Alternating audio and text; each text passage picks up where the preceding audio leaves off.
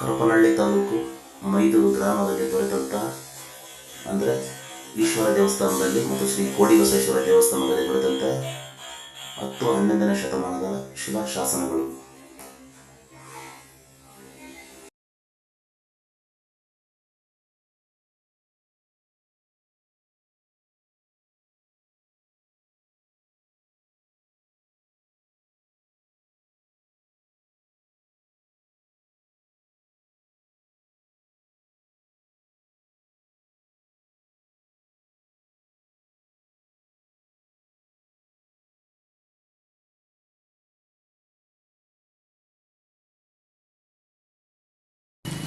ಇದು ಊರಿನ ಕರಿಗಲ್ಲು ಪಕ್ಕದಲ್ಲಿರುವ ಈಶ್ವರ ದೇವಸ್ಥಾನದ ಹತ್ತಿರ ಇರುವ ಉಬ್ಬು ಶಿಲ್ಪೆ ಅಂದರೆ ಗಜಲಕ್ಷ್ಮಿಯ ಶಿಲ್ಪ.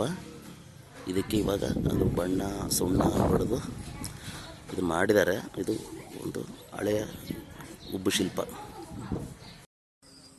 ಮೈದೂರು ಗ್ರಾಮದಲ್ಲಿರುವಂಥ 10-11ನೇ ಶತಮಾನದ ಪುರಾತನದ ಶಿಲೆಗಳು ಮತ್ತು ಶಿಲಾಶಾಸನಗಳು.